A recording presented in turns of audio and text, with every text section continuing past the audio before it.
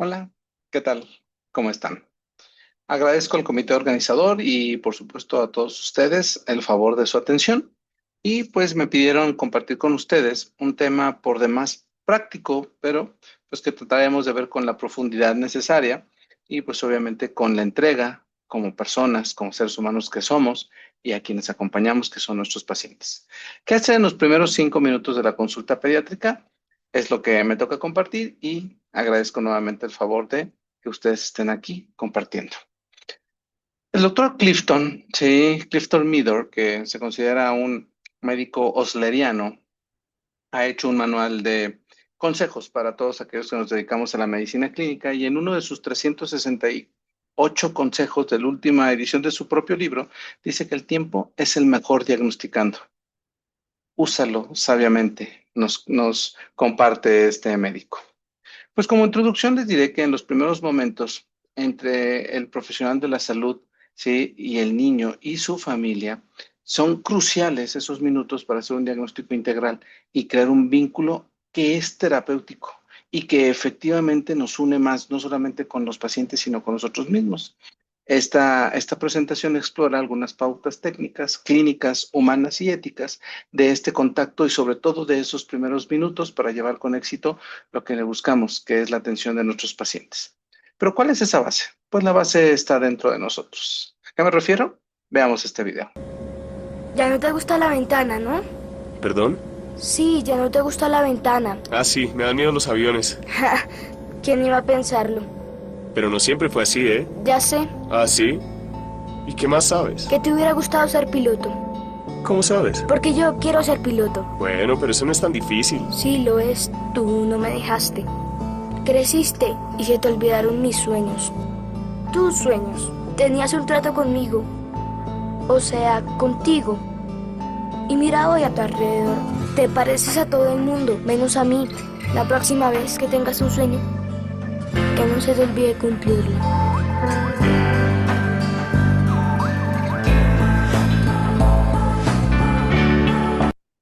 ¿Qué tal? ¿Se vieron ahí? Ahora, mi siguiente pregunta es, ¿ustedes son parte de ese sueño que se está cumpliendo todos los días con su práctica profesional, con su práctica pediátrica? ¿Son lo que soñaron hace 5, 10 o 30 años, cuando apenas estudiaban medicina o cuando estaban en la residencia médica? Pues de eso se trata, dar una buena consulta, de cumplir los sueños y que recordemos que nuestros pacientes nos cumplen el sueño de ser pediatras, sus pediatras. La importancia de esos primeros minutos es fundamental. ¿Por qué? Porque es la base del diagnóstico. 80% de las decisiones clínicas se establecen en esos primeros minutos. Además, se fortalece la confianza de la familia con esa primera impresión, con la calidez del trato y con la competencia que se va a observar, no solamente en cómo hablamos, sino en cómo escuchamos sobre todo. Y una eficiencia clínica. ¿Por qué? Porque esto nos ayuda a optimizar el tiempo, los recursos, los espacios. ¿Sí? ¿Por qué? Porque el tiempo, ¿sí? La atención de nuestros pacientes es oro. ¿Cuáles son los objetivos del encuentro inicial? Primero, una evaluación integral. En esta valoramos el contexto de la salud emocional, social, física, fisiopatológica, todas las dimensiones del bienestar de nuestros pacientes. Hay que detectar factores de riesgo, ahondaremos en eso más profundamente adelante, identificando tempranamente elementos que sean claves y una prevención activa con intervenciones personalizadas. Mucho de la medicina en la actualidad, la medicina de precisión, pues tiene que ver con aspectos moleculares, pero la medicina humana tiene que ver con aspectos personales de nuestros pacientes. Y con eso se construye una alianza terapéutica, lo que sienta las bases de una relación de confianza y de un tratamiento colaborativo, donde uno puede ofertar manejos, pero los pacientes y sus familias son parte de esas decisiones, pero sobre todo de esos manejos. ¿De acuerdo? Dejar un poco el paternalismo médico y transformarlo en un trabajo en equipo. Entonces, primero que nada, preparar el espacio físico, tener esto da que darnos unos minutos antes, por supuesto, un ambiente físico ordenado, limpio, con una temperatura agradable, una decoración amigable, sin ser exageradamente infantilizada. ¿Por qué? Porque a veces más bien estamos proyectando algunas de nuestras áreas, pero debemos de tener un equilibrio en esto. juguetes y libros adecuados para todas las edades, pero también una preparación profesional con una revisión del expediente que tocaremos adelante, anticipación de posibles necesidades específicas si conocemos a nuestros pacientes y material de exploración y educativo a la mano para el paciente, pero sobre todo para la familia del paciente. No estamos solos, somos un equipo. Sí es cierto, está el pediatra que hace o la pediatra que hace la evaluación completa, que es quien dirige en ese momento las decisiones, por supuesto, pero también está el equipo de enfermería. Colaboran con las evaluaciones, la somatometría, incluso también una primera impresión. Por supuesto, la familia. Sí, la familia es quien más nos va a aportar datos. Y a esto agreguemos diferentes tipos de apoyo, como el apoyo psicosocial, el apoyo nutricional, la rehabilitación y el trabajo de todos, porque es cierto, pues puede ser que necesite, aunque sea práctica privada, de la de ayuda de alguna fundación. Entonces, el vínculo que trabajo social hace en una institución pública, pues aquí lo tendremos que buscar nosotros. Entonces, se fijan cómo todos estamos inmersos en el trabajo que requiere un paciente para salir adelante. Importante, antes de recibir a sus pacientes, dense un par de minutos, cuando mucho, para revisar el expediente clínico.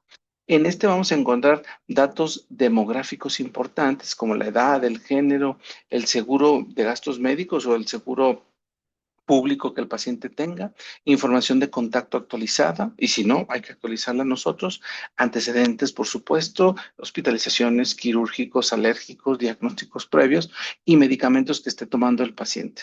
Echarle un ojo a ese expediente no solo nos va a ahorrar tiempo, va a generar confianza con el paciente, pero sobre todo con su familia, porque tenemos conocimiento de lo que ha pasado con nuestro niño, nuestra niña, previamente antes de tocar base con nosotros. La acogida, la recepción, la bienvenida, el saludo y la presentación. Una presentación clara. Buenos días, ¿sí? Soy el doctor Pérez. Me puede llamar así o me puede llamar así.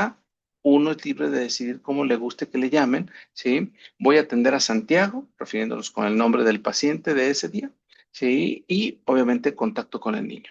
Dirigirse a él. Yo sé que hay diferentes edades y que podemos manifestarnos de diferentes maneras, pero chocarla, simplemente eso hace contacto, hace acercamiento con nuestro paciente, sin perder siempre la visión tanto del paciente como de su familia.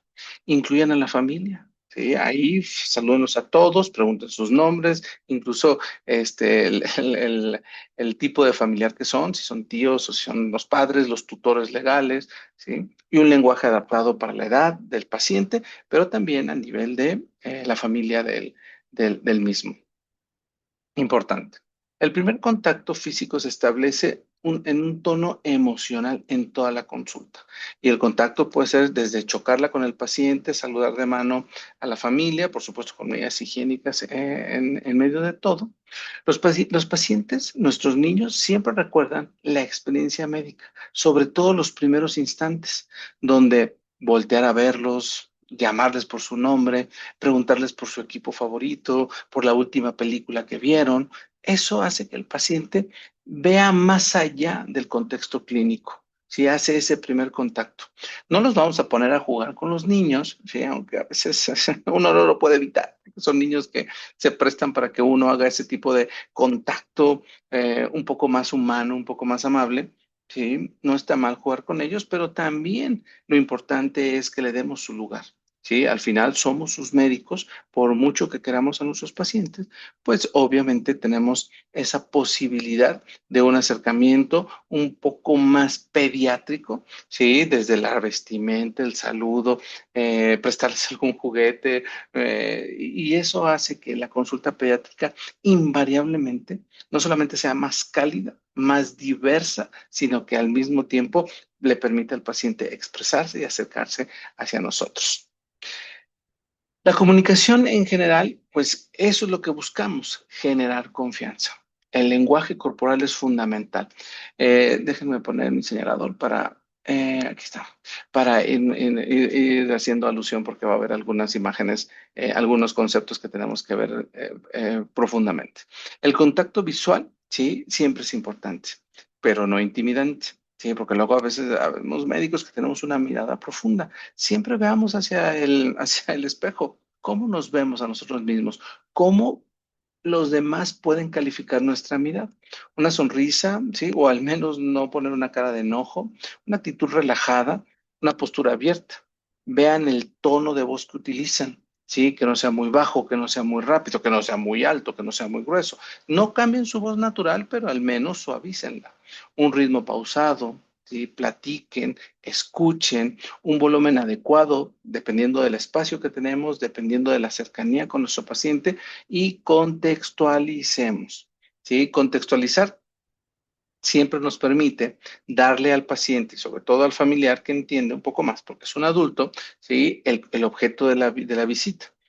¿Para qué están aquí? Si vienen de una interconsulta, si son pacientes de primera vez, qué es lo que se espera del contacto clínico. Sí, hay que indicar más o menos cuánto va a durar esto y qué vamos a hacer durante lo mismo en esta dinámica, si va a haber una exploración armada, si solamente va a ser una exploración física básica, si va a haber una exploración más profunda como un contexto neurológico o alguna prueba específica. Entonces, siempre intentemos contextualizar, hacer un pequeño resumen de lo que vamos a hacer con el paciente en lo que dure nuestros 30, 40, 50 o los minutos que ustedes decidan otorgar a la consulta con sus pacientes. La demanda principal es fundamental y la van a escuchar en los primeros minutos del contacto con sus pacientes. Hay técnicas que vamos a reconocer como efectivas para poder entender lo que está pasando con nuestro paciente y para tratar de tener todos los elementos para hacer un diagnóstico, un mejor abordaje. Entonces, obviamente una pregunta abierta es lo primero que debemos de analizar y realizar con nuestros pacientes. ¿Qué les trae por aquí hoy? ¿Qué les preocupa de la salud de Ana o de Luis?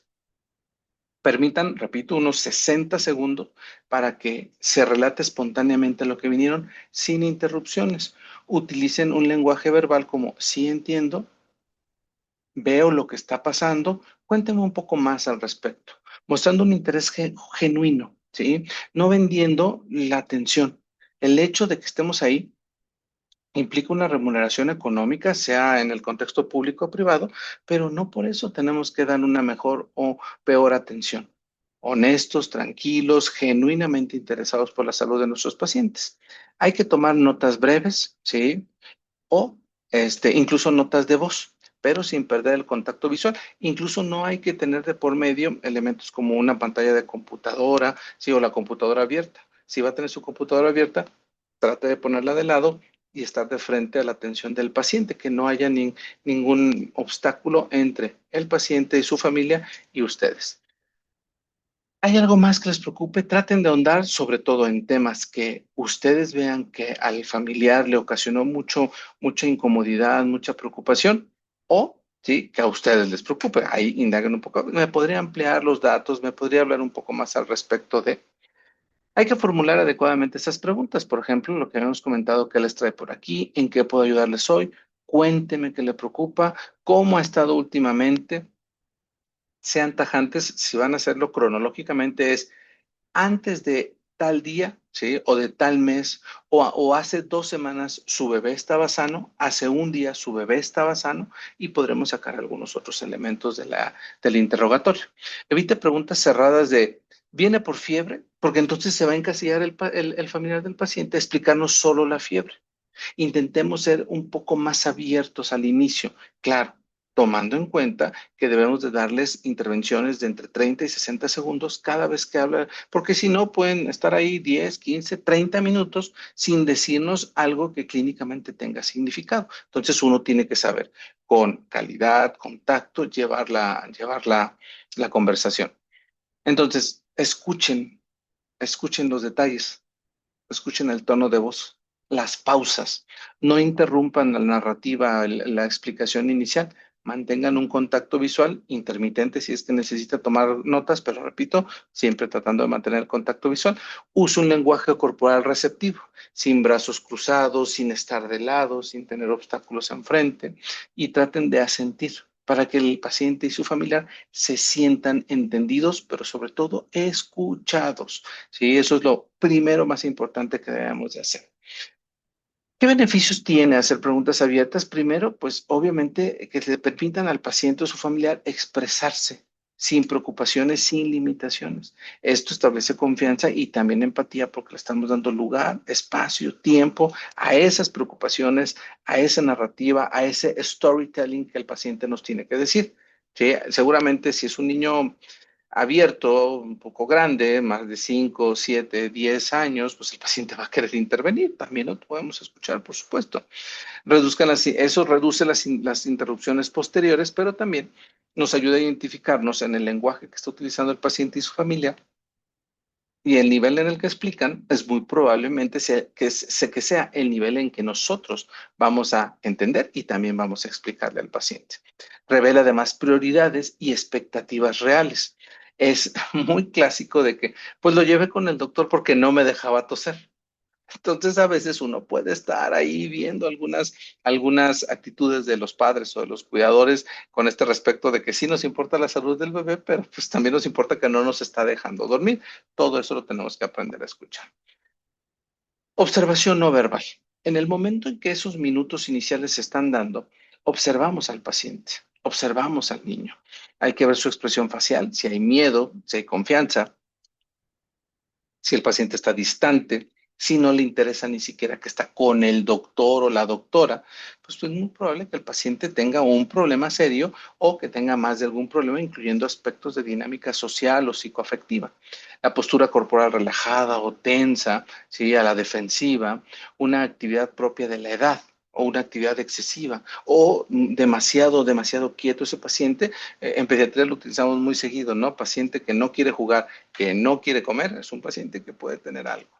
Y la interacción con objetos, si le interesan los juguetes, si le interesan los libros que tengan para colorear. Hay que ver la actitud del cuidador o cuidadora. Si es protectora, ansiosa, desligada, crítica, tajante, una interacción con los cuidadores que puede ser colaborativa o incluso conflictiva.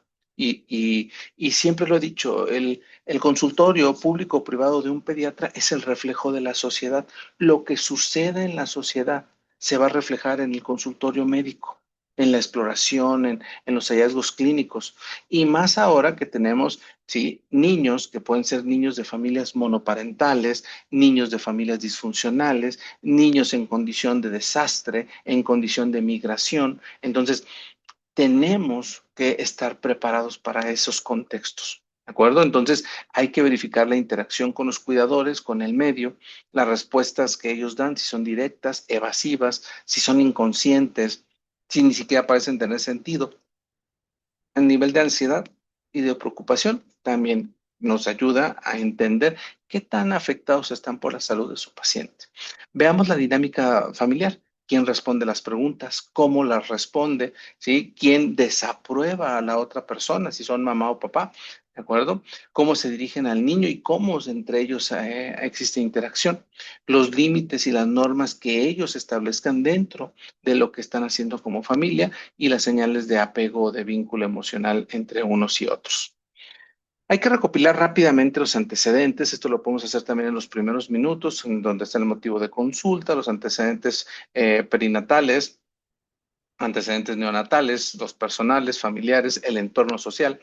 Esta información es básica y sé que la obtenemos en los primeros minutos o incluso en algunas áreas tenemos un filtro que es a veces un médico de primer contacto que toma la historia clínica, pues con mayor razón habría que ver lo que se nos está exponiendo en esa historia. Hay que hacer una revisión somera de alertas y de riesgos. Los signos vitales son fundamentales, los voy a estar mencionando algunas veces durante la charla. ¿Sí? Si hay dificultad respiratoria evidente, cianosis, el estado de alerta, la fiebre, la deshidratación, si el paciente tiene movimientos anormales, riesgos psicosociales, por ejemplo, datos de maltrato, ¿sí? Así como hay consulta con perspectiva de género, y estoy hablando de violencia contra la mujer, pues también debería de haber de consulta con perspectiva etaria, porque tanto los pacientes pediátricos como los pacientes geriátricos pueden sufrir de abuso, de negligencia, de abandono, crisis familiares, riesgos de autolesiones, sobre todo en adolescentes, o violencia intrafamiliar. Y vulnerabilidad biológica, que vamos a ver estos contextos incluso de acuerdo a la edad, de acuerdo a si el paciente tiene enfermedades descompensadas, inmunosupresión, medicación previa, alergias a algunos medicamentos. Es fundamental empezar a notar desde los primeros minutos de la consulta. Hay que optimizar esa anamnesis si estamos obteniendo información precisa, como utilizar preguntas dirigidas pero no sugestivas. No es la respuesta que nosotros buscamos ni la enfermedad que nosotros queremos que el paciente tenga. Es lo que el paciente tenga, lo que el paciente manifieste. Evitemos interrumpir, prioricemos la información por la cual es el motivo de consulta. Documenten mientras preguntamos sin perder el contacto visual, ya lo habíamos dicho, tomar notas, pero tratando de no separar la mirada mucho tiempo y utilice recursos visuales como calendarios, algunas imágenes del cuerpo para señalar si hay algún problema, escalas, si estamos hablando de dolor. Esos primeros minutos nos ayudan a identificar factores importantes y antecedentes que nos acercan más al diagnóstico y al tratamiento de nuestros pacientes. Bien. Preguntas que no debemos olvidar de acuerdo a la edad en que vemos a nuestros pacientes. Por ejemplo, si son neonatos, desde la alimentación, las evacuaciones, cómo están durmiendo, cómo está el tono muscular, la fontanela, cómo ha estado el cordón, si ya se secó, si ya se cayó. En lactantes hasta 1 año, los hitos del desarrollo son importantísimos. Volvemos a la alimentación, patrón de sueño y las vacunas fundamentales. Preescolares, sí, control de esfínteres, socialización, conducta, lenguaje. En los escolares tendríamos que irnos un poquito más hacia el rendimiento escolar, cuál es tu promedio, la actividad física. Incluso ya podemos hablar de algunos gustos que el paciente puede tener, que obviamente estén alejados de las pantallas en la medida de lo posible, así como sus relaciones sociales. Y en la adolescencia, pues obviamente cambios puberales, trastornos psicoemocionales, ¿sí? En algunos de ellos, pues obviamente inicio de vida sexual, escolaridad, ¿sí? Claro, con las medidas de ética y de comunicación indispensables de acuerdo al contexto que nuestro paciente está viviendo. Sí, y aquí es importante saber cuándo podemos hablar de este tipo de temas con adolescentes o preadolescentes, ¿sí? Sobre todo si estamos empezando a pensar que hubiera enfermedades de transmisión sexual, por ejemplo. Entonces, fundamental saber qué paciente tenemos enfrente y cómo nos vamos a acercar a él. Factores de riesgo que inmediatamente podemos tomar en cuenta de acuerdo a lo que leímos en los antecedentes o en los primeros minutos de la consulta, por ejemplo, en lactantes menores, ¿sí? Sobre todo en estos niños que son de edades más pequeñas, el sistema inmunológico inmaduro, la rápida progresión de algunas enfermedades, de estados sépticos, síntomas inespecíficos, mayor riesgo de bacterias ocultas, los pacientes que han padecido padecieron prematurez o prematuridad, ¿sí? Consideren la edad corregida, secuelas que pueden tener el paciente como displasia, retinopatía, alteraciones neurológicas, mayor susceptibilidad a algunos procesos infecciosos, algunos pacientes que conllevan inmunodeficiencias, ya sean congénitas o adquiridas por trasplante, por enfermedades autoinmunes o por procesos oncológicos, por supuesto, y enfermedades crónicas, porque cada vez más vamos a ver niños que han sobrevivido a procesos como prematurez y que desarrollan complicaciones a largo plazo, como pueden ser cardiopatías, enfermedades metabólicas, procesos neurológicos y malformaciones congénitas. Y aquí también incluye el cáncer, que cabe dentro de las inmunodeficiencias en el proceso agudo del tratamiento oncológico. Pero si también estamos hablando de que nuestro paciente sobrevive al cáncer, habría que pensar en complicaciones a largo plazo. No olviden cisplatino y falla renal o daño como ototoxicidad, alteraciones incluso a nivel endocrinológico, dependiendo de si recibió radioterapia, si tuvo una neurocirugía en la silla turca. O sea, hay tantas cosas que ver del paciente que sale adelante de su enfermedad, que puede ser una enfermedad oncológica, una enfermedad renal y que con el paso del tiempo desarrollará otras complicaciones por la enfermedad o por el tratamiento utilizado para lidiar con la enfermedad. Todo esto cada vez se va a presentar con mayor frecuencia. Jerarquicemos prioridades. ¿Esto qué implica? Pues a ver si nuestro paciente no está en un estado de emergencia. Cuando veo esta clase en el pregrado, siempre les digo, descarten lo grave. Lo primero es saber que el paciente no está grave. Presión normal, habla, llega por su propio pie, está activo, reactivo, pues obviamente nos descarta muchos problemas. El paciente está inconsciente, convulsionando, en apnea, en cianosis, pues hace que las jerarquías cambien. Entonces, desde la emergencia que requiere soporte vital inmediato hasta la urgencia que requiere atención pronta, prioritaria, ¿sí? Dependiendo de las necesidades y el contexto clínico de cada paciente, y de rutina, que habitualmente en una consulta ambulatoria, pues regularmente vamos a ver rutina. También tenemos que saber dónde estamos consultando, porque si estás consultando en el servicio de urgencias de un centro médico, seguramente estarás sí, muchas prioritarias y mucha rutina, pero seguramente verás muchas más emergencias y urgencias en ese momento. La detección de signos de emergencia pues requiere la activación inmediata de un protocolo, ya sea para manejo de problema respiratorio, problema cardiológico, ¿sí? Y los primeros minutos pues el pediatra tiene la obligación de saber si su paciente no está grave. Eso es fundamental. El paciente no esté grave, no esté inestable. Y hay muchas formas en que un paciente pediátrico se puede inestabilizar, si es que se puede verbalizar el concepto, pero desde falla respiratoria, problemas de condiciones cardiovasculares, ¿sí? Neurológicas, es fundamental. Entonces, en la primera exploración, cuando estamos teniendo contacto con nuestro paciente, verifiquemos la apariencia general, estado de nutrición, higiene, postura, marcha, expresión, niveles de actividad propias de la edad, de conciencia, de contacto. Los signos vitales ya habíamos comentado: patrón respiratorio, saturación, mucosas, estado de alerta. Nuestras mamás, nuestros papás después de COVID, todos saben utilizar un pulso oxímetro, creo yo, un termómetro. Entonces llegan ya con temperatura corporal, con frecuencia cardíaca, con saturación periférica. Y si no, para eso está pues la atención de signos vitales con el personal de enfermería antes de pasar a consulta con nosotros. Signos de malestar, de dolor, datos de protección o posiciones de protección, así como posiciones antiálgicas, de irritabilidad, de limitación del movimiento, fundamental, y se ven desde que el paciente entra al consultorio, en el momento en que se sienta, el paciente que no quiere jugar, el paciente que está demasiado aprensivo. Hay que tener una comunicación directa, sobre todo antes de la exploración, para tratar de ganar la confianza de nuestros pacientes, explicar al paciente y a su familiar lo que van a hacer. ¿Sí? Decirlo poco a poco, mostrarle los instrumentos, que el paciente los toque en la medida de lo posible, ¿sí? Para que sepa, pues no cómo utilizar un otoscopio, pero que sepa: mira, ese es un otoscopio, lo voy a utilizar para ver tu oído. Y entonces el paciente pueda generar confianza. Utilizar un lenguaje para la edad, mostrar los instrumentos que habíamos comentado, pedir permiso al paciente: oye, ¿me das permiso de revisarte? Muchas veces el paciente dice: sí, a ver, levántate tu playerita, ya se levanta para poner el estetoscopio. Entonces, en esa medida, la participación del paciente nos va a permitir tener un mejor acercamiento. Sí, puedo mirar tu garganta. Muchos niños no necesitan el lavatelenguas para ver su garganta. Hay que preguntarles, no solamente entrar y explorar, pues no. Faciliten la cooperación, ¿no? Oye, estás respirando muy bien. Oye, tose más fuerte. Ah, muchas gracias. O sea, siempre hay que tratar de tener ese contacto con los niños. Para ellos es importante.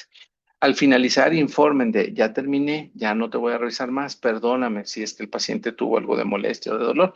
Incluyan a los padres: acérquese, señor, si está llorando, abrácelo, y ahí abrazado lo revisan. O sea, se puede dar. O sea, algunos pacientes se prestan, necesitan que sea así. El diagnóstico precoz de las señales de alarma después de estas primeras exploraciones es fundamental. Señales físicas críticas, por ejemplo, el triángulo de la evaluación pediátrica que hemos visto desde la apariencia del paciente, la respiración y la circulación, o sea, datos de falla de bomba, datos de sepsis, llenado capilar, el pulso como tal, es importantísimo. Y datos de problema respiratorio, dolor, alteraciones neurológicas, ataxia, alteraciones de la visión, dolor que no hay explicación. Y los niños toleran mucho, incluso pues muchos ni siquiera saben el concepto de dolor en algunos casos, por la edad o por la experiencia.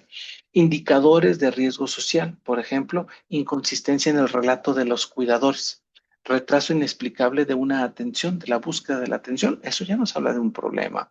Interacción inadecuada entre el niño y el cuidador, o lesiones en diferentes etapas de evolución, fracturas, raspones, quemaduras que no fueron incluso bien vistas previamente. Y criterios de derivación urgente: cómo se activan los protocolos, a dónde derivo a mis pacientes, sean públicos o sean privados. Esto hay que saberlo. Tener apartado un sistema de transporte adecuado, o al menos saber de que, bueno, no tengo yo una ambulancia aquí, pero pueden llamar a un servicio de ambulancias, o nos apoyamos con una institución de segundo o tercer nivel, por supuesto, si estamos en el aspecto público. Y documentar adecuadamente todo lo que veamos, sobre todo si son datos de alarma o datos de gravedad. Datos respiratorios que nos preocupan muchísimo desde el inicio de una interacción clínica, desde la dificultad respiratoria, la taquipnea, el aleteo nasal, la posición de tripié, ¿sí? O incluso el estridor. Datos de circulación anormal como la palidez, la piel marmórea, la cianosis periférico central, el llenado capilar, datos neurológicos como el letargo, la somnolencia, el decaimiento, respuesta normal, la ataxia. Hay tanto que ver en nuestros pacientes, ¿sí? Entonces, el compromiso respiratorio severo nos se presentará como una cianosis o dificultad para respirar importante, incapacidad para hablar, para articular palabras, ¿de acuerdo? Para llorar, estridor en reposo o saturación abajo del 90%. La piel moteada que habíamos dicho, la bradicardia o taquicardia severa, el llenado capilar más de 3 o 4 segundos, la palidez extrema, los pulsos débiles, el estado convulsivo, la alteración de la conciencia, el paciente no despierta, no responde, la fontanela bombada, la rigidez de nuca, la respuesta a estímulos dolorosos exclusivamente. Todo importa en los pacientes, todo. Algunas banderas rojas en las que quiero hacer hincapié, por ejemplo, llanto patológico que es inconsolable por más de 3 horas o que ya está quejumbroso, demasiado débil, o de dolor, ¿sí? Que está manifestando de acuerdo a cómo la posición o las partes que exploramos de nuestro paciente, o cambio brusco en el patrón del llanto, desde meningitis, invaginación intestinal, otitis, traumatismos no evidentes. Decaimiento anormal con hipoactividad. Ya dijimos, niño que no come y no juega, algo le está pasando. Dificultad para mantenerse despierto, para despertar, desconexión del entorno, disminución de la actividad habitual o irritabilidad con somnolencia, desde sepsis, deshidratación, alteraciones metabólicas o incluso intoxicaciones. Rechazo alimentario, ¿sí? Que el paciente está comiendo menos de la mitad de lo normal. Rechazo total en las últimas 12 horas, dificultad para la succión, ¿sí? Dolor para deglutir o incluso vómitos de contenido, ya saben, gástrico, biliar, con sangre, desde infecciones severas, obstrucciones intestinales, reflujo y hasta esofagitis. Alteraciones cutáneas como cambios en el color de la piel, palidez, petequias, ictericia, exantema, desde meningococcemias, choque, trombocitopenia, hepatitis, etcétera. Entonces, todo importa. Y eso lo notamos en los primeros 5 minutos, ¿sí? También este tiempo nos sirve para evaluar el entorno familiar, la observación entre el paciente y su cuidador, papá o mamá, ¿sí? O tía o abuelita, quien lleva al paciente, evalúen la calidad del vínculo y la comunicación, si hay un contacto normal, un contacto cálido, un contacto responsable. Cómo responde el adulto ante el llanto del paciente, el lenguaje del adulto hacia el niño es adecuado, el niño busca la mirada del papá o la mamá, si existen señales de estrés, de tensión, datos de estrés parental, por ejemplo, tonos irritables, dificultad para controlar al niño durante la consulta, expresiones de desesperación, contradicciones frecuentes en lo que expresan los cuidadores, lenguaje corporal tenso o a la defensiva, o ya me voy, o a veces esas consultas llaman la atención, hay que tener cuidado.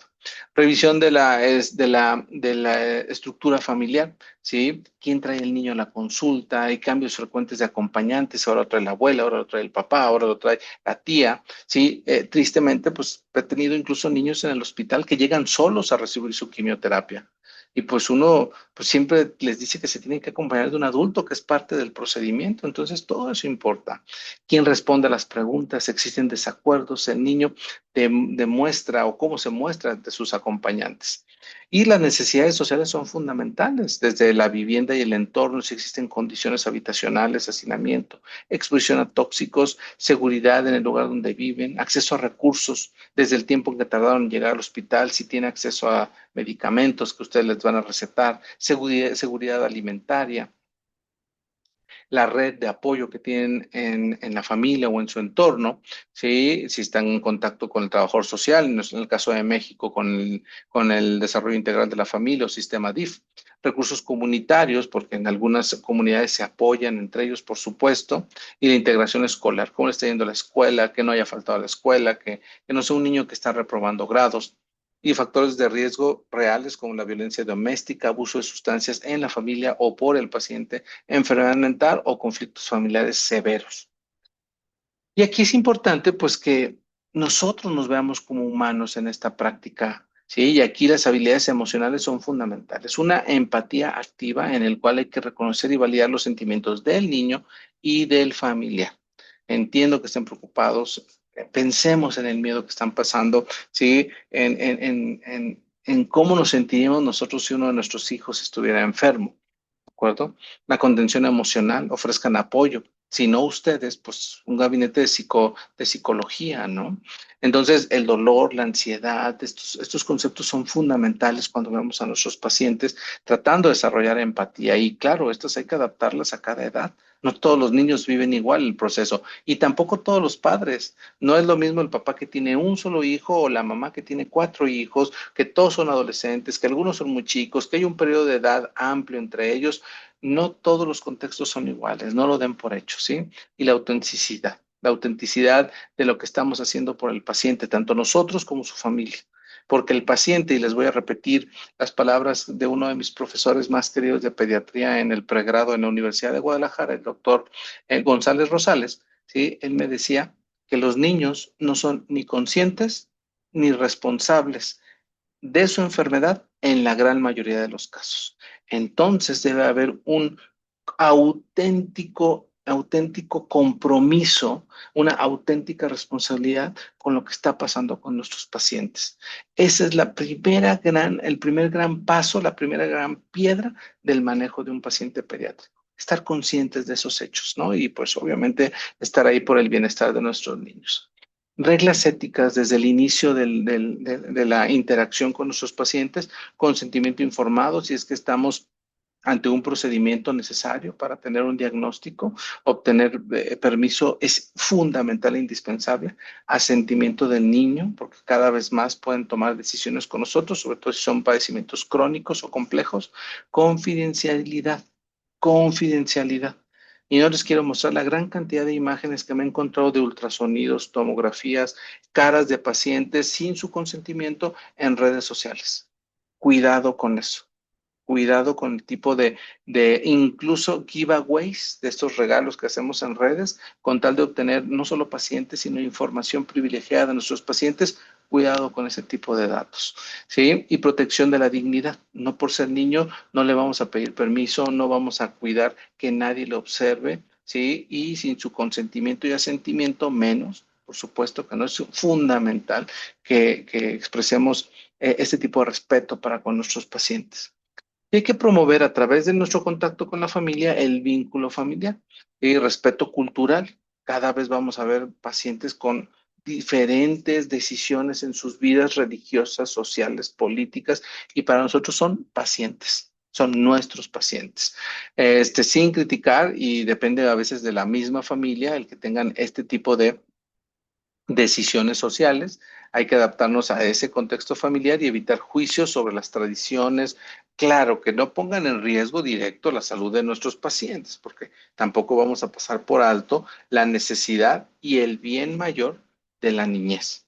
¿De acuerdo? Eso, el bien superior de la niñez está por arriba de incluso el derecho a decidir de los padres. Y no lo digo yo, lo dicen diferentes áreas legales de la salud, de la educación. Entonces, el bien superior de la niñez está por arriba de muchas decisiones de la familia, del cuidador o del tutor. No se olviden de eso. Ya hablo, pues, de ejemplos como la imposibilidad para transfundir a un paciente que no lo desea así y que por el contexto de la legalidad estamos obligados a cuidar la salud y la vida y preservar en la medida de lo posible, pues así a nuestro paciente con la mayor cantidad de posibilidades de salir adelante. La inclusión familiar es fundamental, involucren a ambos padres, consideran la opinión de los cuidadores y adáptense a la estructura que ellos tienen. Un diálogo constructivo, nunca tratando de atacar a los padres o a los cuidadores. La idea es compartir el estado de la salud y además compartir las pautas del diagnóstico, el camino hacia el tratamiento, porque eso es fundamental, respetando en la medida de lo posible la autonomía de la familia, ¿no? Educación breve y personalizada. Evalúen los conocimientos que el paciente tenía cuando vayan a terminar o vayan a seguir adelante con su consulta. Información bien prioritaria de lo que van a hacer, de lo que ya hicieron, de lo que planean hacer, de la siguiente consulta. También es fundamental. Esto ya se hace al cierre de su consulta pediátrica. Verifiquen la comprensión de los datos, del plan, del seguimiento, de las dudas, de los signos de alarma, de a dónde ir, si los signos de todo eso hacia el final de la consulta ya. Y los materiales de apoyo, infografía, imágenes, pequeños videos, el iPad les puede servir para explicar un montón de cosas que antes era difícil de que los papás entendieran. Errores frecuentes en el abordaje inicial, ¿sí? Interrupciones prematuras. Los médicos muchas veces interrumpimos la narrativa inicial, ¿de acuerdo? Y eso pues, no le permite al paciente o a su familiar explayarse, generar un ambiente de confianza.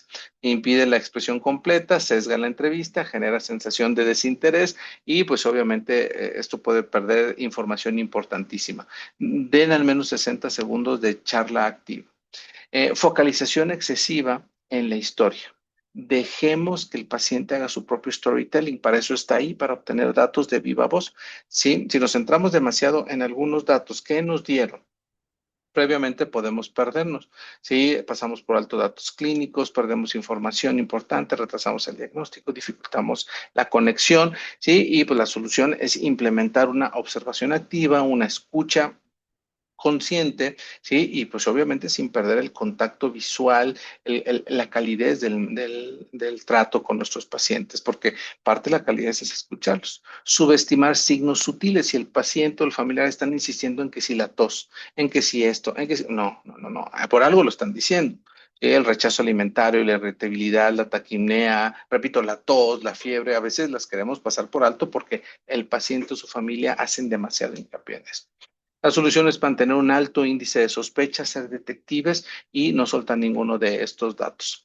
El error más grave es la normalización del riesgo. Asumir que un paciente si no tiene la experiencia suficiente para contarnos bien o su familiar para contarnos bien lo que está pasando. Entonces, no demos por hecho las cosas. No demos por hecho las cosas. Es un error muy grave. Sí, podemos pasar por alto condiciones severas. Entonces reflexionemos de lo que estos 5 primeros minutos nos permitirían hacer con un paciente. Gestionar bien el tiempo que va a durar no solamente esa consulta, sino las subsecuentes, profundizando con un buen trato, por supuesto, hay que saber priorizar. El equilibrio técnico y humano, el contacto, pero también el conocimiento son fundamentales. Las expectativas de la familia o incluso del mismo paciente, ¿qué esperan de esta consulta? ¿Para qué estamos aquí? ¿Qué esperan de mí como profesional? A veces suena a un compromiso muy profundo, pero es válido. Y el autocuidado de nosotros. Un componente ético que ya ahorita he manejado en las últimas sesiones que he dado de bienestar y de equilibrio en el quehacer pediátrico es que la primera ética es la del autocuidado como profesionales de la salud. Entonces, un tip que les doy, no se los dije al inicio, pero antes de iniciar cualquier consulta o cualquier actividad, sobre todo profesional, siéntense, respiren profundamente durante 3 ocasiones. Y eso les va a permitir no solamente oxigenar, darse un tiempo. Sí, es un mini break, es un mini espacio para nosotros mismos antes de cualquier cosa. Si lo pueden hacer 5 o 10 veces en el día, se paran al baño, van a regresar a ver a otro paciente, sus 3 respiraciones. Es parte del inicio de un gran autocuidado, de una conciencia en lo que estamos haciendo, pero sobre todo, sí, de un bienestar general no solamente como pediatras profesionales y maravillosos que sé que son, sino como personas que se cuidan, que ven también por ustedes mismos, por ustedes mismas. Entonces, una llamada de acción. Autoevaluémonos. ¿Qué estamos haciendo durante los primeros minutos del contacto con nuestros pacientes? ¿Nos estamos capacitando? ¿Estamos incluso haciendo simulación médica con esos minutos de actividad? ¿Sí? Protocolicemos las actividades, las acciones de acuerdo a los estados de los pacientes, de sus enfermedades. Retroalimentemos, nos pidan pues, un control de calidad, cómo lo traté, fue el tiempo suficiente, la escuché con claridad, ¿sí? Permitámonos conocer lo que estamos haciendo. La autocrítica es fundamental.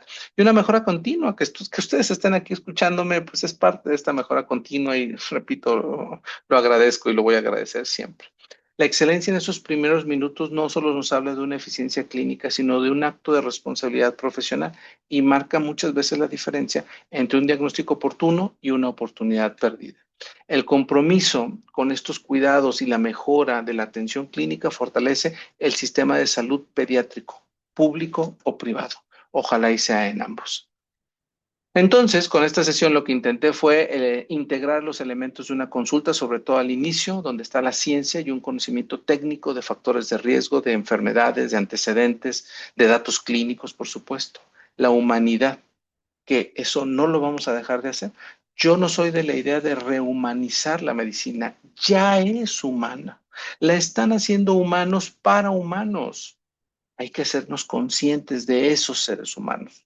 La rehumanización de la medicina es paradójico, ¿sí? Ya somos humanos, ya es una actividad humana. Solo hay que hacerla cálida, consciente, plena, tanto para el paciente como para uno mismo. Y la ética, la autonomía, la decisión, la asignación de recursos, el propio tiempo.